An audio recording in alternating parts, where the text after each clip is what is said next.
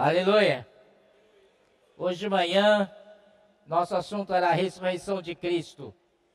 E como não deu para terminar, e faltam alguns versículos, nós vamos tentar terminar, depois começar o capítulo 16, que é um capítulo relativamente curto. Não vai levar muito tempo não, tá bom?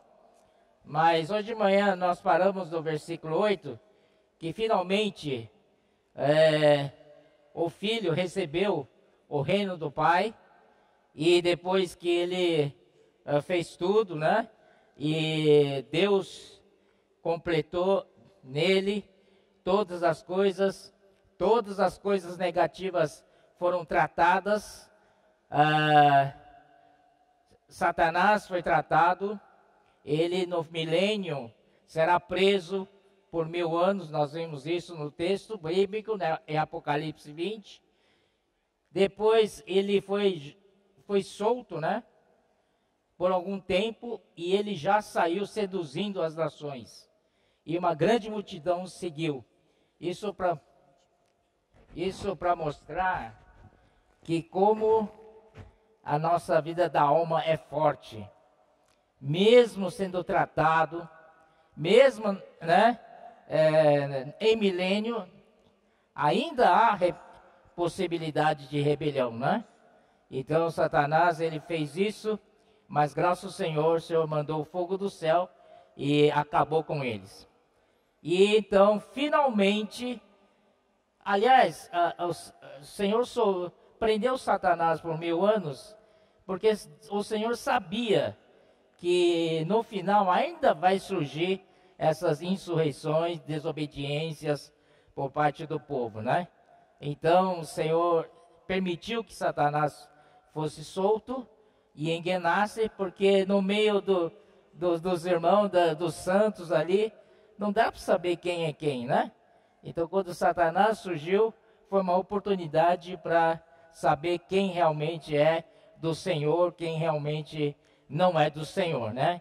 E sabemos que no fim tudo foi resolvido. Aleluia! A besta foi também jogado no lago de fogo. Satanás foi, já falei, e também falso profeta. E aí, o que falta? Falta então a morte, a própria morte. Então, a morte finalmente também foi jogado para o lago de fogo. Próprio Hades, que a nossa versão da Bíblia fala de inferno, próprio Hades, né, vai para o lago de fogo. Aí Deus tratou tudo através do seu filho, limpou, aí o filho devolve o reino para o pai. Que lindo, não? Aleluia!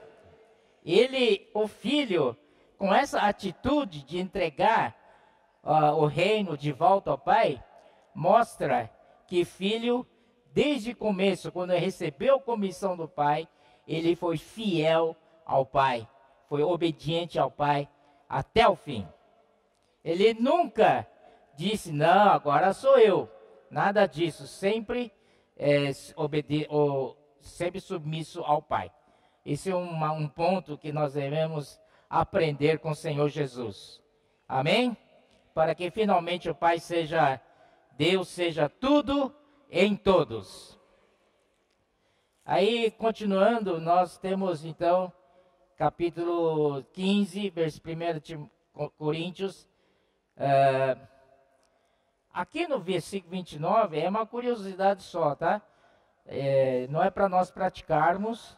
Aqui diz: de outra maneira, como que farão os que se batizam por causa dos mortos, se absolutamente os mortos não ressuscitam, porque se batizam por causa deles?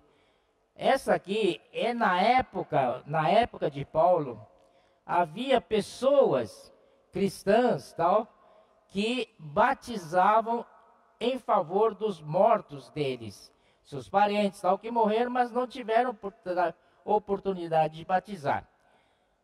Então eles batizavam em favor deles, em nome deles. Mas irmãos, isso não é um ensinamento apostólico, amém?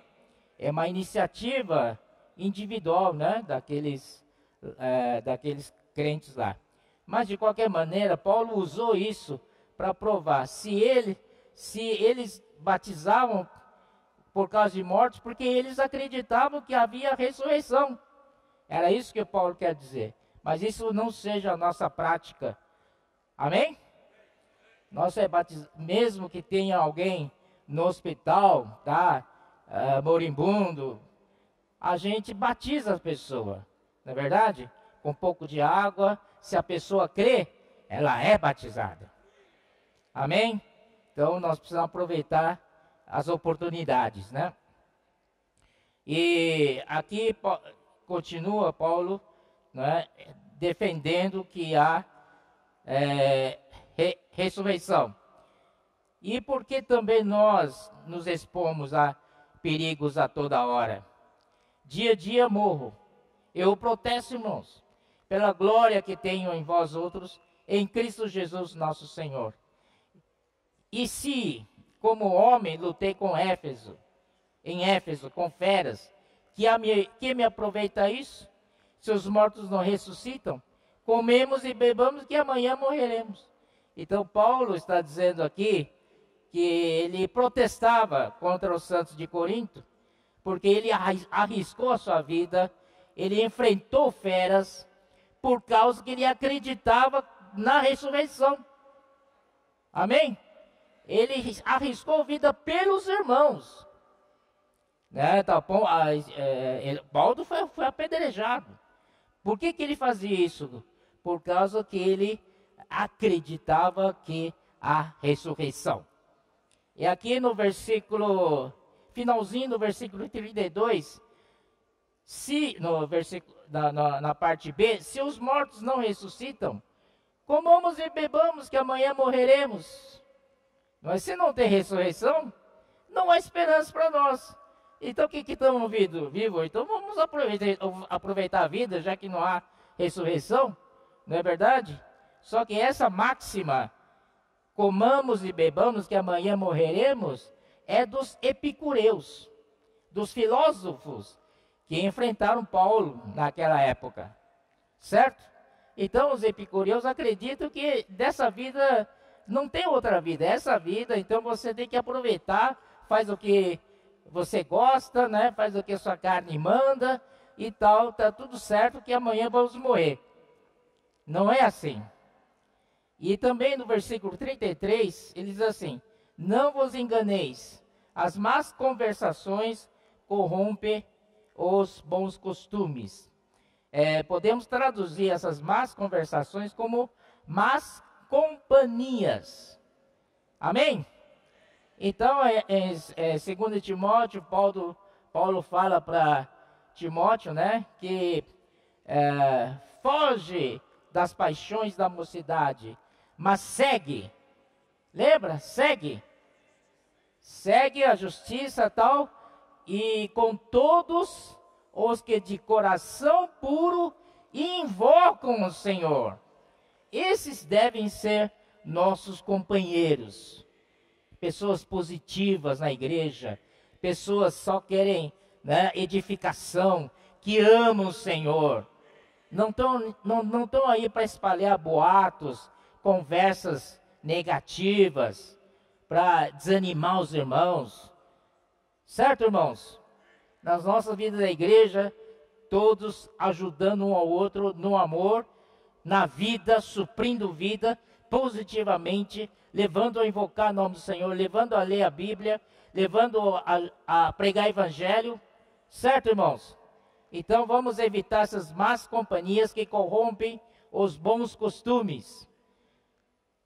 Nós falamos isso porque tempos atrás realmente tinha esse tipo de coisa, né?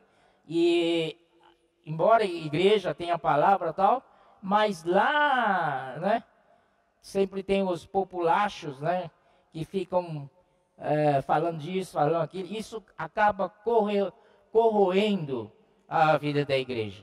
Não vamos permitir isso, amém? E Paulo fala: tornai-vos à sobriedade, como é justo, e não pequeis, porque alguns ainda não têm conhecimento de Deus, isto digo para vergonha vosso. Senhor Jesus, aí Paulo fala ressurreição, né, aqui no 35 até 39, ele fala de 37, e quando semeias, não semeias o corpo, e que há de ser, mas o simples grão, como de trigo ou de qualquer outra semente. A ressurreição, na vida vegetal, no reino de plantas, é muito comum. Você semeia, né, uma semente, essa semente debaixo da terra morre, não é? Morre para depois germinar, para brotar, para crescer, florescer e dar frutos. E quando dá frutos, dá 30 por 1, 60 por 1, até 100 por 1. Então isso é normal, essa é a vida de ressurreição. E aí o Senhor também, quero ler com vocês, capítulo de João, capítulo 12, 24. João 12, 24. Em verdade vos digo, se o grão de trigo caindo na terra não morrer, fica ele só. Mas se morrer, produz muito fruto. Esse é o princípio de ressurreição. Senhor Jesus foi aquela semente de vida que caindo na terra, ele morreu. Amém? E ele não ficou na morte, ele também ressuscitou. Mas quando ele ressuscitou, ele produziu muito fruto. Todos nós somos o resultado do fruto dele. Amém? E quando ele morreu, levou tudo que é ruim para a terra, para a morte. E quando ressurgiu em novidade de vida, novidade de espírito. Não é verdade? E assim produziu muito fruto. Isso é a ressurreição que faz, né? Versículo 40 em diante, diz assim, todo corpo, né, corpos celestiais, corpo terrestre, cada corpo tem a sua glória. Uma é a glória do sol, outra a glória da lua e outra a das estrelas. Porque até entre estrelas e estrelas há diferença de esplendor. Eu creio que o Senhor, através de Paulo, permitiu falar essas coisas, porque depende muito da nossa busca de hoje. Mesmo que entremos, não é, no reino dos céus, fomos qualificados e entramos no reino dos céus. Andamos no caminho estreito e o Senhor permitiu que a gente entre no reino dos céus. E o Senhor, Ele é galardoador. O reino dos céus é para receber galardão, certo? Então há diferença de galardão. Aquele que recebeu 5 talentos, saiu imediatamente a negociar e ganhou outros 5 talentos, certo? Então quando foi dar o galardão, o Senhor disse, servo bom e fiel, fosse fiel no pouco, sobre o muito que te colocarei. E o segundo também, que recebeu 2 talentos e ganhou outros 2 talentos. O Senhor também disse para ele, servo bom e fiel, fosse fiel no pouco, sobre muito que te colocarei. E lá em Lucas, é mais claro, Lucas 19, né? Quando aquele que recebeu 5 minas, ele ganhou mais 5 minas, e ele recebeu 10 cidades. E outros 5 cidades. Então, até entre esses vencedores que vão lá no reino, há diferença de glória. Eu me lembro que uma vez o irmão Dom falou assim, o que você vai fazer lá no reino dos céus? Qual a sua expectativa? O irmão falou, olha, só me deixar entrar no reino do céu tá bom. Eu posso até ser varredor de rua. Estou feliz. O irmão Dom falou, não, sua expectativa é muito pouco. Você tem que procurar os primeiros lugares. Amém? Então isso depende nosso desempenho na vida da igreja hoje. Se você viu a vida da igreja assim e tal, mais ou menos, tal, né? Tudo mais ou menos para você e tal, tal. Você acha que você vai receber uma grande glória? Então vamos lutar hoje. Amém? Oh Senhor Jesus, nós temos chance de ter maiores glórias. Senhor Jesus. Por isso, 42, pois assim também é a ressurreição dos mortos. Semeia seu corpo na corrupção, ressuscita na incorrupção. Semeia-se em desonra, ressuscita em glória. Semeia-se o corpo natural, que é alma, né? Anímico, na verdade, o original é anímico. Ressuscita corpo espiritual. Se há corpo natural, há também corpo espiritual. Aí ele 45 é o versículo chave. Pois assim está escrito: o primeiro homem, Adão, foi feito alma vivente. O último Adão, porém, é espírito vivificante. Ou espírito que dá vida, como queira, né? Eu gosto mais de espírito que dá vida. Senhor Jesus, espírito que dá vida. Aqui diz o primeiro homem, Adão, ele é a alma vivente. Ele é da terra. Ele é natural. Mas o último Adão, o que significa o último Adão? Significa que depois dele não existe mais Adão. Ele acabou com Adão. Graças a Deus. Tem que gritar, graças a Deus. Ele foi o último. Depois dele não tem mais. Não tem mais Adão. Ó Senhor Jesus. Aquele Adão que, né, foi enganado por serpente lá no Éden. Acabou. Que o Senhor Jesus levou todo esse Adão na cruz. E matou esse Adão. E ele é o último Adão. Esse último Adão é do Espírito. Esse último Adão é Espírito. Espírito que dá vida. Ó Senhor Jesus. 1 Coríntios 6, 17. Aquele que se une ao Senhor é um espírito com Ele. De novo, mas aquele que se une ao Senhor é um espírito com Ele. João 6,63.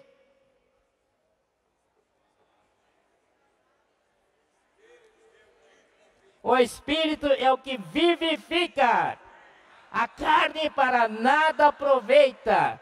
As palavras que eu vos tenho dito são Espírito e são vida.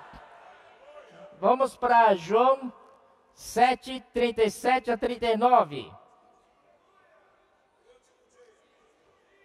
No último dia, o grande dia da festa, levantou-se Jesus e exclamou: se alguém tem sede, venha a mim e beba. 38. Quem crer em mim, como diz as Escrituras, do seu interior fluirão rios de água viva. Isto ele diz com respeito ao Espírito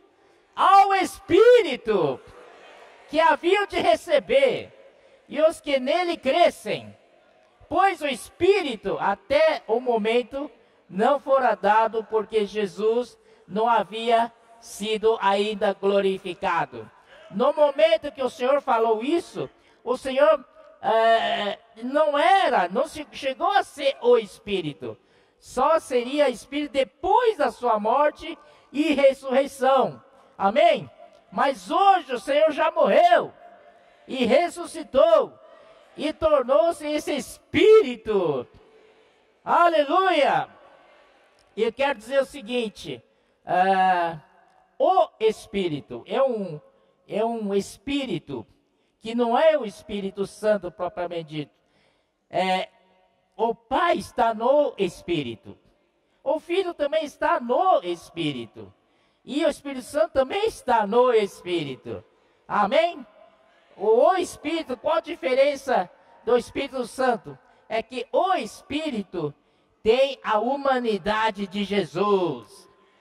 Aleluia! Por isso que é o Espírito. Você tem o Espírito. Vamos abrir bem a boca. O Espírito. Aleluia. Esse Espírito é especial.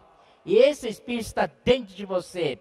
Ele é uma mescla do Espírito de Deus com o seu espírito humano. Os dois se mesclaram tão bem, agora não dá para diferenciar quem é um, quem é o outro. Entendeu? É maravilha isso. Senhor Jesus, você agora está carregando o Espírito em você. Cuidado para os lugares que você vai.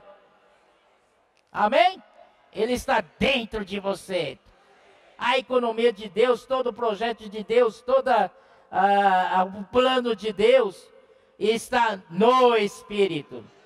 Ele vai levar a gente a cumprir toda a economia de Deus. Toda aquela fé objetiva, pelo Espírito, vai todo se tornar um dia fé subjetiva. Aleluia!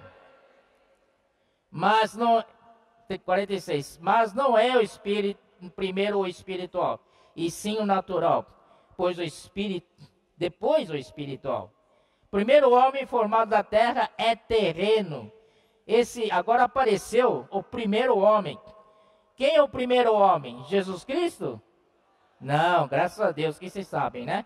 Primeiro homem é o Adão. Aquele Adão, homem tão natural, não é? E é formado da terra. Esse primeiro homem é formado da terra. Por isso que ele é terreno. E como é o homem celestial, tais também os celestiais, né? É isso? Cadê? Sim, perdão. O primeiro homem formado da terra é terreno. O segundo homem é do céu. Então, o primeiro homem é o Adão. Mas, quando o Senhor terminou com Adão, ele não terminou com o homem. Porque Deus precisa do homem. Amém?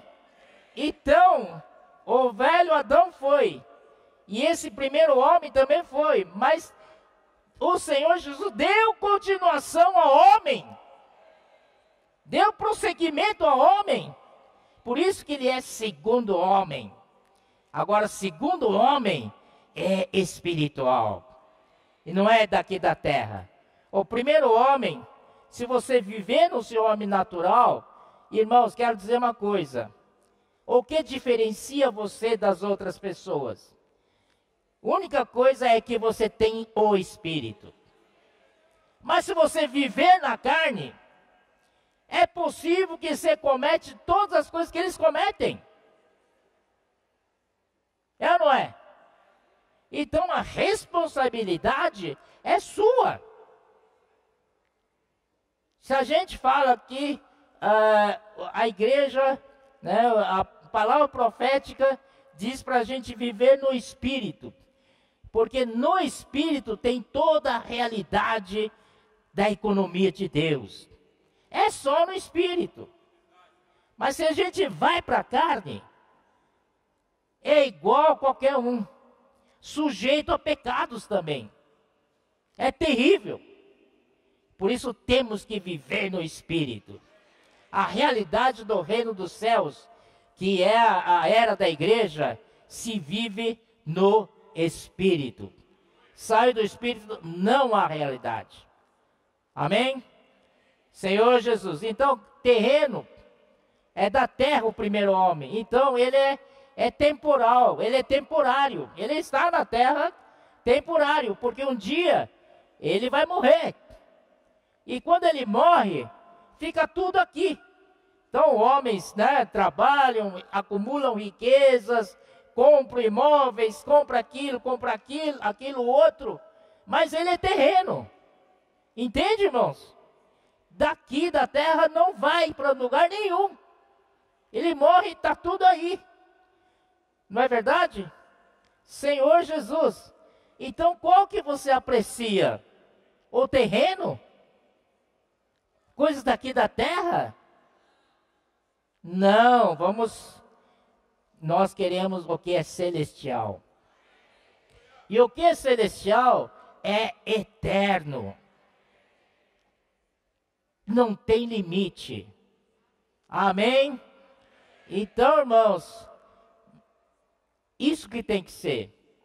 Isso aqui tem que nortear nossas ofertas, por exemplo. Né? Quando nós ofertamos ao Senhor, a gente muitas vezes, né? Não quero generalizar, mas muitas vezes a gente fica pensando, né, nos nossos bens terrenos. Se eu der mais para o Senhor, eu vou ter menos. A nossa conta é mais e menos, né? A contabilidade, todo mundo é bom contador nisso. Irmãos, mas quando a gente olha porque é celestial, deposita na conta dos céus. Amém? Senhor Jesus.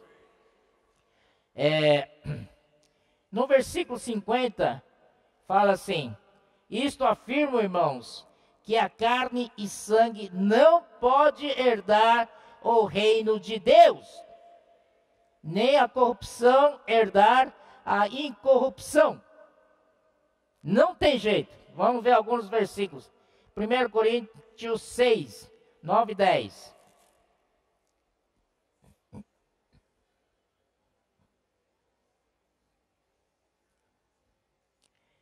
Ou não sabeis que os justos não herdarão? Não, perdão. Ou não sabeis que os injustos não herdarão o reino de Deus? Não vos enganeis, nem impuros, nem idólatras, nem adúlteros, nem efeminados, nem sodomitas, nem ladrões, nem avarentos, nem bêbados, nem maldizentes, nem roubadores herdarão o reino de Deus. Esse é o perigo de viver na carne. Se vive na carne, não herda o reino de Deus. Mas que alegria, né? Pelo versículo 11. Tais fostes alguns de vós, mas vós vos lavastes, mas vós fostes santificados, mas fostes justificados em o nome do Senhor Jesus Cristo e no Espírito do nosso Deus. Em o nome do Senhor Jesus Cristo. Ó Senhor Jesus! Ó Senhor Jesus! Fomos lavados, fomos santificados, fomos justificados pelo nome do Senhor Jesus. E o Espírito do nosso Deus. Senhor Jesus, vamos também para Gálatas 5, 19, 20. 21. Gálatas.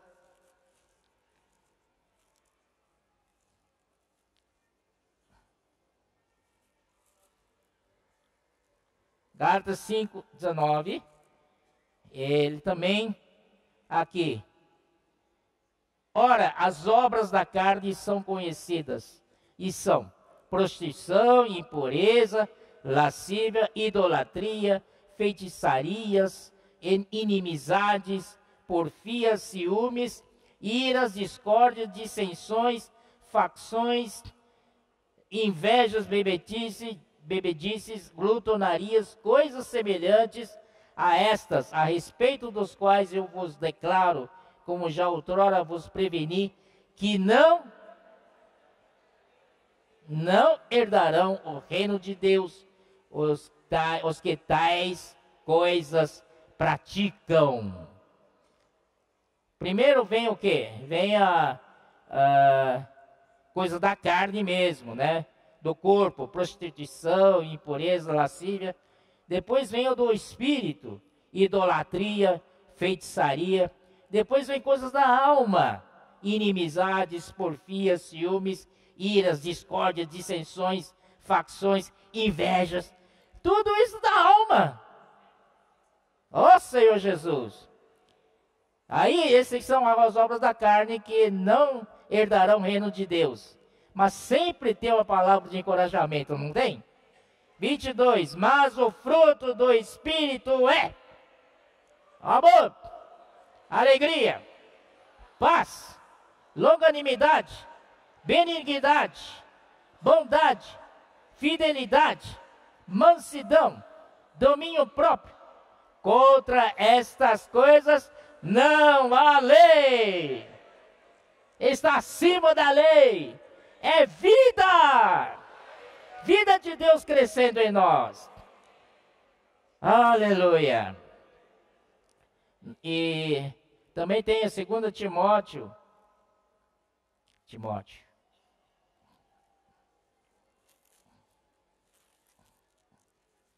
Timóteo capítulo 3. Sabe, porém, isto: nos últimos dias sobrevirão tempos difíceis, pois os homens serão egoístas, avarentos, jactanciosos, arrogantes, blasfemadores, desobedientes aos pais, ingratos, irreverentes, desafeiçoados, implacáveis, caluniadores, sem domínio de si, cruéis, inimigos do bem, traidores, atrevidos, enfatuados, mais amigo dos prazeres que amigo de Deus, tendo a forma de piedade, negando-lhe, entretanto, o poder.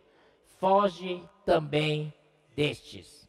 Não procura não a sua companhia, tá bom? Amém? Senhor Jesus. Versículo 51. Eis que vos digo um mistério: nem todos dormiremos, mas transformaremos, seremos todos. Amém? Primeiro, Filipenses 3, 21. Esse versículo eu adoro, viu?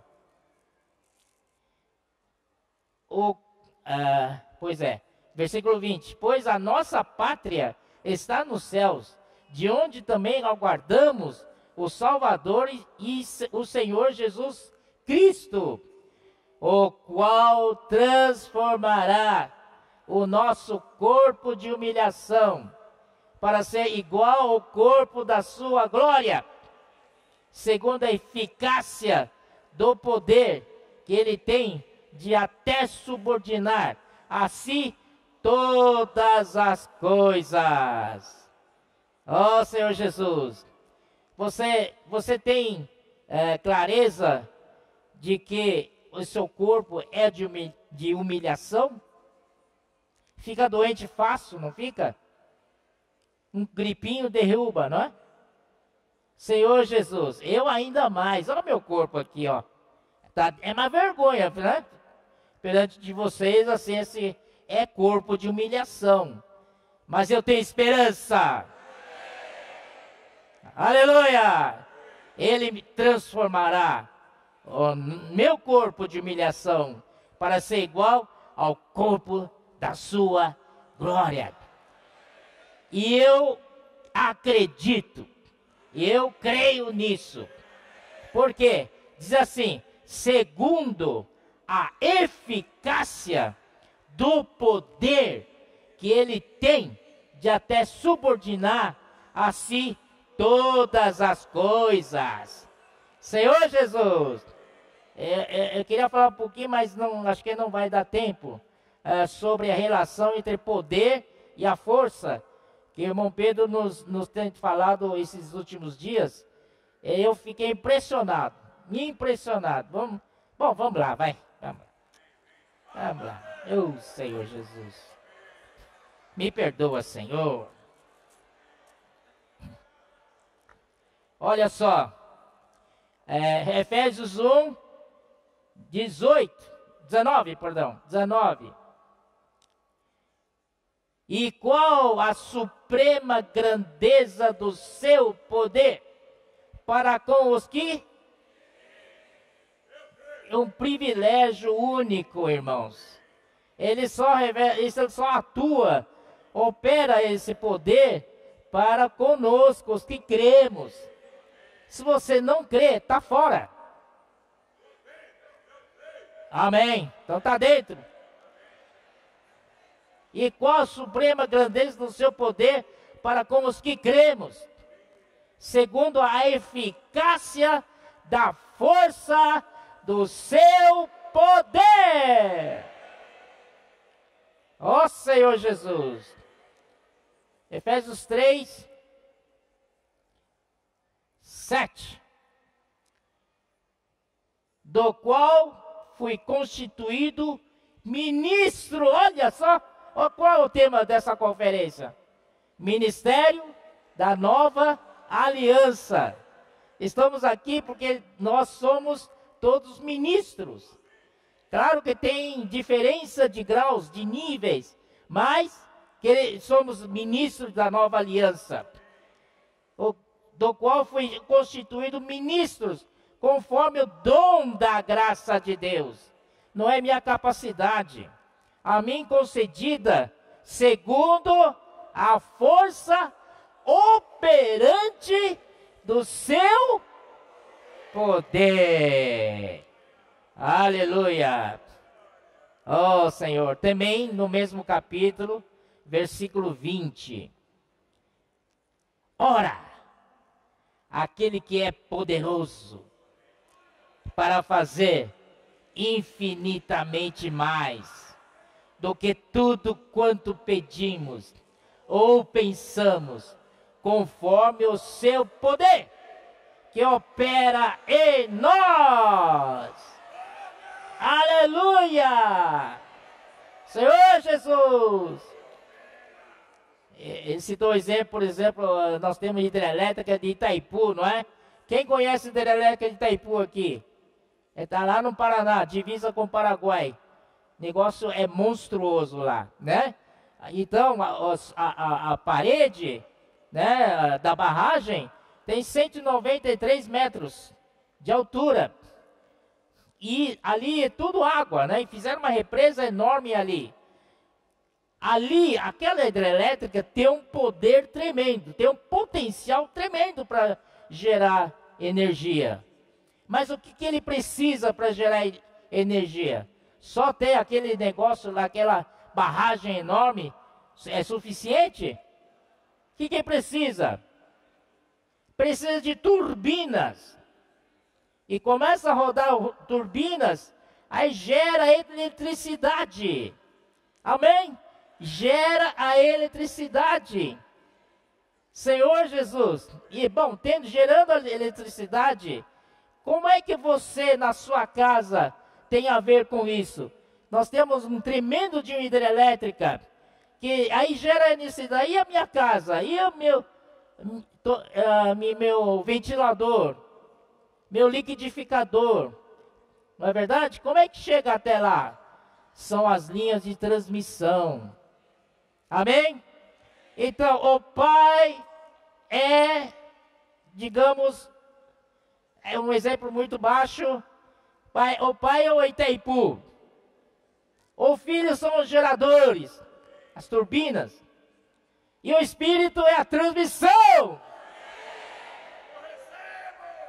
Aí você vai lá na cozinha, aperta o botãozinho e funciona. Rapaz, é verdade. Ventilador tá com calor, pá, aperta lá, que gostoso. Funciona. Aleluia. Olha só, conforme o poder que opera em nós.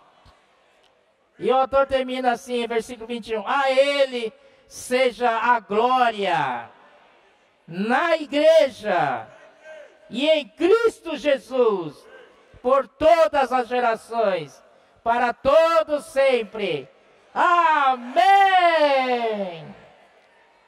Aleluia. Amém.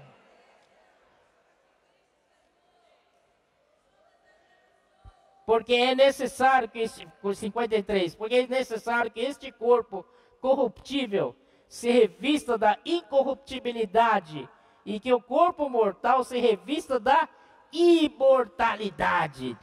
Deus está cansado de ver corrupção no nosso corpo. Deus, quando salva o homem, salva completamente. Deus não quer ver nada de corrupção em nós. Amém? Ele vai tirar tudo. Senhor Jesus, como esse é o plano de Deus. E quando este corpo corruptível se revestir de incorruptibilidade, e o que é mortal se revestir de imortalidade, então se cumprirá a palavra que está escrita. Tragada foi a morte pela vitória. Onde está, ó morte, a tua vitória? Onde está, ó morte, o teu aguilhão? O aguilhão da morte é o pecado, e a força do pecado é a lei. Graças a Deus, que nos dá a vitória, por intermédio de nosso Senhor Jesus Cristo. Aleluia, graças a Deus, que nos dá a vitória por intermédio de nosso Senhor Jesus Cristo. 58. Portanto, meus amados irmãos, sede firmes, inabaláveis e sempre abundantes na obra do Senhor, sabendo que no Senhor o nosso trabalho não é vão. Aleluia! Senhor Jesus.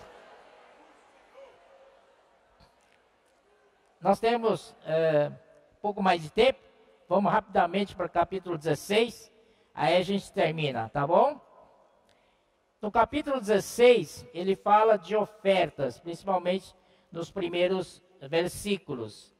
E aqui, com relação à oferta. Mas vamos aproveitar, quando falamos de ofertas, falamos princípios também, tá bom?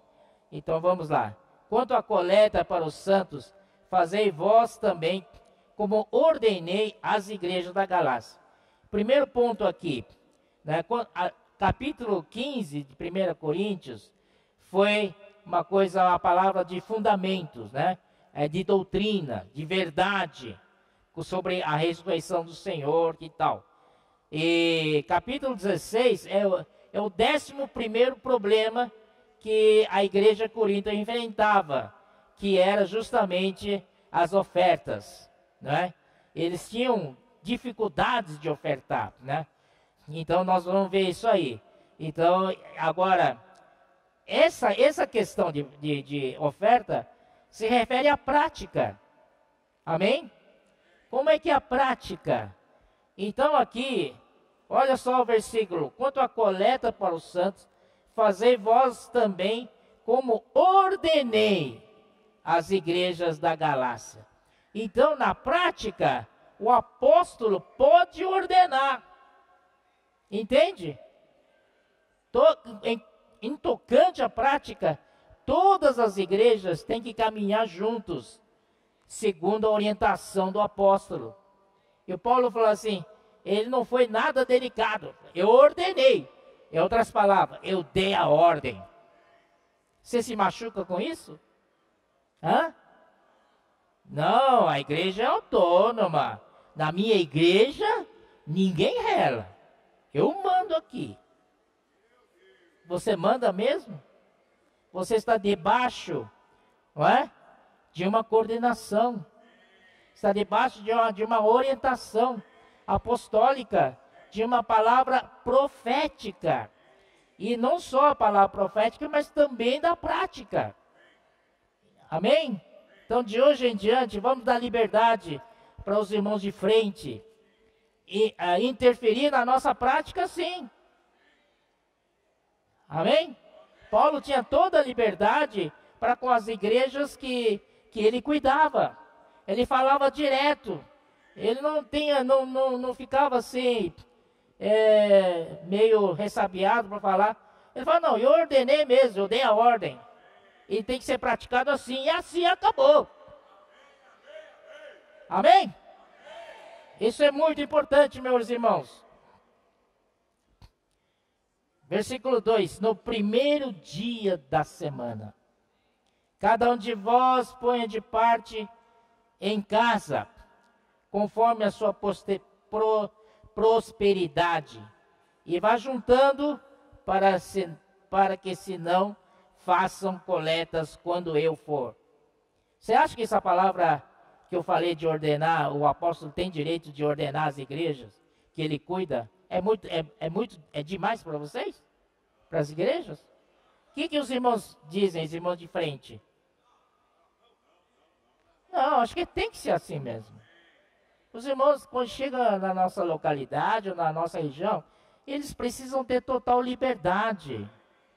Não é verdade? Isso é para nossa ajuda, para o nosso alinhamento. Senão, se a gente não receber, né, a orientação deles e não praticar, irmãos, vamos virar a igreja em Corinto. Você quer ser uma igreja em Corinto? Com 11 problemas? Cheio de carne? Oh, Senhor Jesus. Então, no primeiro dia da semana, cada um de vós põe de parte em casa conforme a sua prosperidade e vá juntando para que se não faça coletas quando eu for. Primeiro dia da semana, vamos lá ver. Vamos lá para João 20.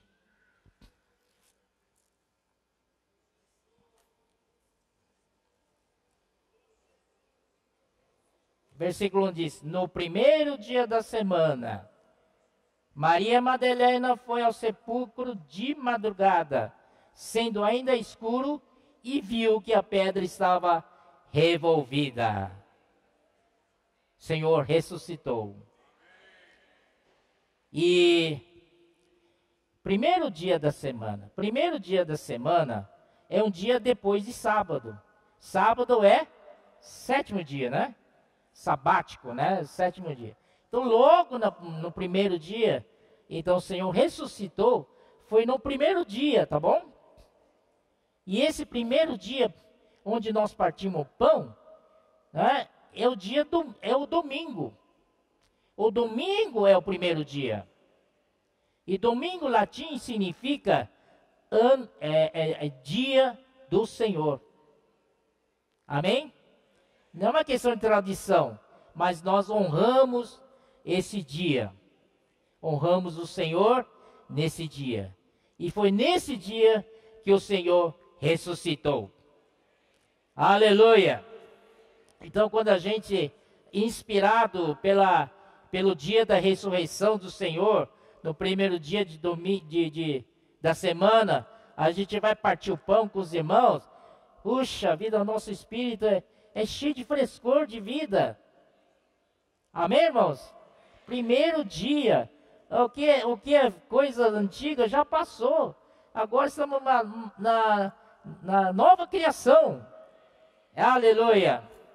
E aqui, para encurtar a história daqui da Maria, então, versículo 13 diz: então eles lhe perguntaram, mulher, por que choras? Ela lhes respondeu, porque levaram o meu Senhor, e não sei onde o puseram. Tendo dito isto, voltou-se para trás e viu Jesus em pé, mas não reconheceu que era Jesus. Por que será? Maria Madalena é uma irmã que amava tanto o Senhor, se dava tudo para o Senhor, servindo o Senhor, e agora quando o Senhor ressuscita, ela não reconheceu Ele. Eu tenho um palpite, posso dar? Porque Ele ganhou um corpo novo, era o corpo da glória dele. Amém? Mas não reconheceu que era Jesus. Versículo 15, perguntou-lhe Jesus, mulher, por que choras? A quem procuras? Ela, supondo ser o jardineiro, ainda não reconheceu. Respondeu: Senhor, se tu o tiraste, dize-me onde puseste, eu o levarei. Aí o Senhor Jesus disse-lhe Jesus: Maria. Aí sim, ela entendeu. Ela, voltando-se, lhe disse em hebraico: Rabone, que quer dizer mestre. 17, recomendou-lhe Jesus: não me detenhas. O Senhor naquele momento era uma primícias para o Pai. Amém? Primeiro fruto é para o Pai, não é para nós. E ele disse: não me detenhas, porque ainda não subi para o meu Pai, mas vai ter com os meus irmãos, e dize-lhes: subo para o meu Pai e vosso Pai, para meu Deus e vosso Deus. Antes ele não era nosso Pai. Agora, com a ressurreição de Jesus, Ele é meu Pai. É seu Pai, não é? É o Pai de nós todos. Antes não era, antes era meu Deus. Agora é meu Pai. Meu Pai. Senhor Jesus. Então, Abba Pai. 2 Coríntios 9, 6. Quanto a ofertas também, né?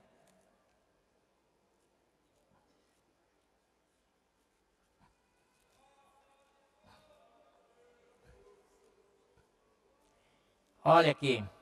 Esses são princípios, tá? Você, quando oferta, você está semeando. Ainda que você não vê, é espiritual. Mas as coisas estão acontecendo. E isso, versículo 6, né? E isto afirmo: aquele que semeia pouco, pouco também ceifará. E o que semeia com fartura, com abundância também ceifará. Cada um contribua segundo tiver proposto no coração, não com tristeza ou por necessidade, porque Deus ama a quem dá com alegria. Então, em 2018, né, Pedro nos compartilhou de que cada um contribua segundo tiver proposto no coração. Antes de você ofertar, precisa ter um tempo de proposição. Você vai diante do Senhor, quanto que você quer ofertar? Não é assim, chegou aqui, os irmãos falam: vamos ofertar, coloca o caixa de oferta aqui, aí você enfia a mão no bolso. Nota de 50, nota de 100, vou tirar a nota de 50. Não é? Não, tem que haver uma, como é que se diz? A deliberação. Tem que ter uma deliberação diante do Senhor. Senhor, está chegando o domingo, é dia de oferta, quanto que eu devo ofertar?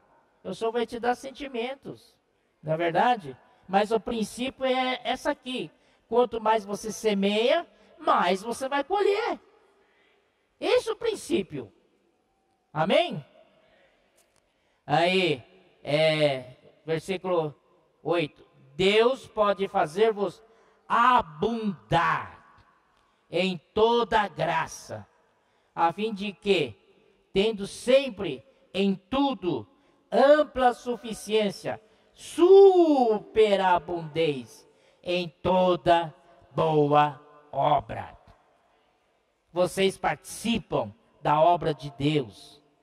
E aí, Deus vai, com a oferta de vocês, vai superabundar.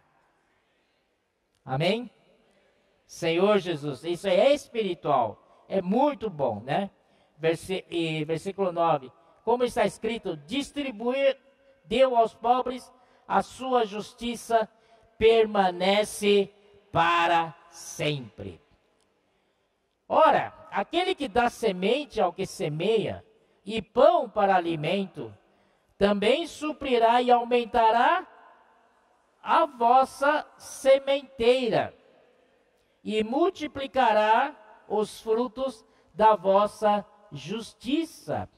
Olha só, aquele que semeia, aquele que dá semente ao que semeia e pão para alimento, também suprirá e aumentará vosso pão. Não, a vossa sementeira. Cuidado para não comer semente, tá? Semente é para semear, não para comer, não. Pão é para comer, mas semente é para semear. E Deus vai aumentar a sementeira. Ele não falou que vai aumentar pão, porque você come muito pão, vai ficar gordo. Fica igual a Mir.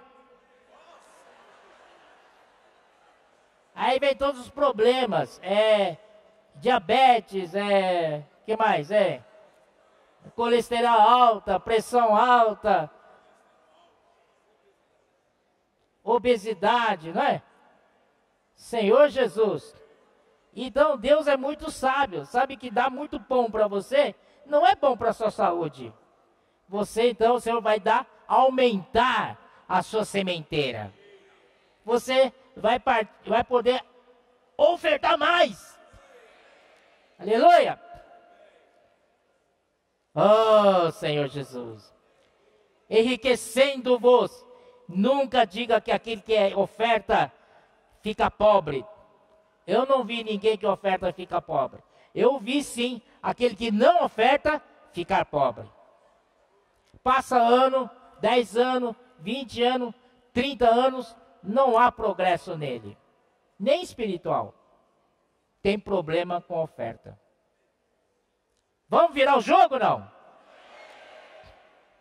Enriquecendo-vos em tudo, para toda generosidade. Irmãos, quando ofertamos ao Senhor, não podemos ofertar de mão fechada. Nós temos que ser generoso. Abrir a mão para o Senhor. Amém? Não podemos ser mesquinhos. Temos que ser generosos. A qual faz que, por nosso intermédio, sejam tributadas graças a Deus. Muitas pessoas recebem essa bênção da oferta distribuída, das nossas ofertas, irmãos. Quando eles recebem isso, eles vão dar graças a Deus. Obrigado, Senhor, por essa oferta. Aleluia! Né? Porque o serviço desta assistência não só supre a necessidade dos santos, mas também redunda em muitas graças a Deus. Amém.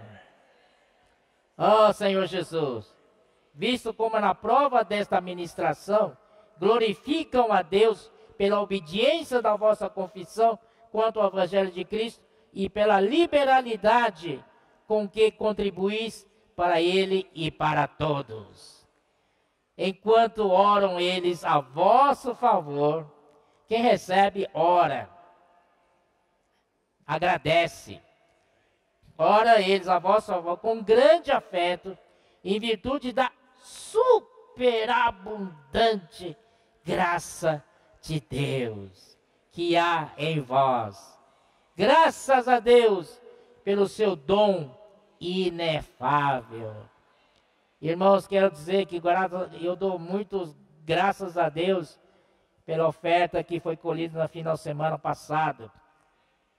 Somente uma vez ultrapassamos os 2 finais de semana da conferência passada. Isso é glorioso. Isso é demais. Isto é incrível. Ó Senhor Jesus. Por quê? Irmãos, todos nós moramos no Brasil. E também temos vizinhos, irmãos que vêm da Argentina, do Chile e tal. Mas Brasil e Argentina estão vivendo uma crise econômica. Desemprego no Brasil chega a quase 13 milhões de pessoas. É muita gente. Então, a economia não está indo bem, as coisas não estão indo bem. a tendência é diminuir, não é verdade? Mas, nesse final de semana que passou, provou que não dependemos da economia dos homens. Nós dependemos exclusivamente do Senhor. Nossa economia é outra. Nossa economia é de Deus. Oh, Senhor Jesus, não me pergunte como surgiu tanto dinheiro. É Deus e o coração dos irmãos.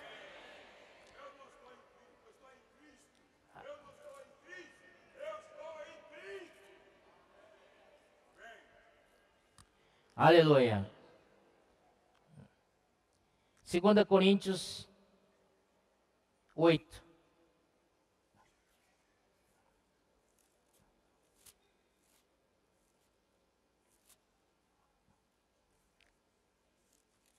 Olha só o exemplo das igrejas em Macedônia. 2 Coríntios 8:1. Também, irmãos, vos fazemos conhecer a graça de Deus concedida às igrejas da Macedônia, porque no meio de muita prova de tribulação, manifestaram abundância de alegria, e a profunda pobreza deles superabundou em grande riqueza da sua generosidade. Será que chegamos a esse ponto? Das igrejas em Macedônia? Profunda pobreza? Eu acho que não, né?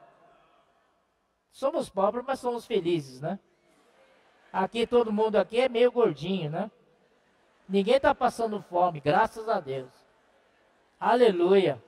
Rosto rosado, cheio de saúde. Não é verdade? Porque o Senhor supre muito bem a gente.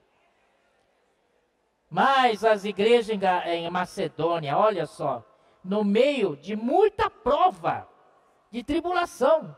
Isso é para acabar com qualquer um. Mas eles estavam firmes. Manifestaram abundância de alegria. Qual era a alegria deles? Era ofertar. E a profunda pobreza deles superabundou em grande riqueza da sua generosidade. Amém? Aleluia! Que exemplo rico, né?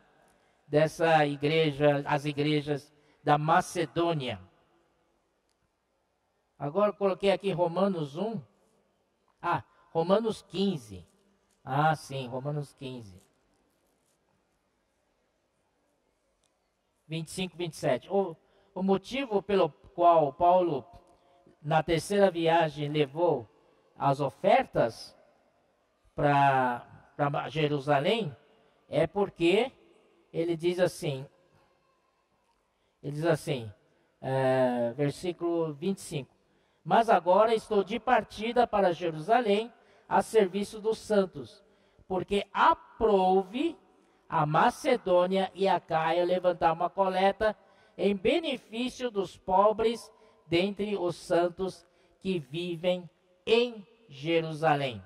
Isto lhes pareceu bem, e mesmo lhes sou devedores, porque se os gentios têm sido participantes dos valores espirituais dos judeus, devem também servi-los com bens materiais. Uma coisa é muito importante. Essa orientação, a comunicação das igrejas, é feita por meio de apóstolo. Amém? Então, o final de semana passado foi um exemplo disso. Há uma necessidade nos Estados Unidos de comprar um terreno para centro de obra ali. E há necessidade de comprar um terreno na Europa, em Portugal. Não é verdade? E os apóstolos vêm e comunicam para as igrejas. Amém? Isso é muito bonito. E as igrejas reagiram positivamente. Nós temos que ser assim sempre. ser um com a obra. Não ficar perguntando, para quê? Para que o centro de obra Miami? Para que o CIAP Miami? Vamos fazer aqui no quinto do fundo, né? No fundo de quintal. Para que comprar coisa cara?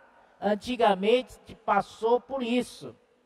A gente ficava muito triste com as opiniões adversas, mas hoje é tudo alegria. Os apóstolos falaram e nós só cabe dizer amém. Eu não sei de onde vem dinheiro, mas vou dar a minha parte e o Senhor vai completar o resto. Aleluia! Assim que avança a obra. Eu acho que tá bom já, né? Eu falei mais de 1 hora já. Jesus é o Senhor!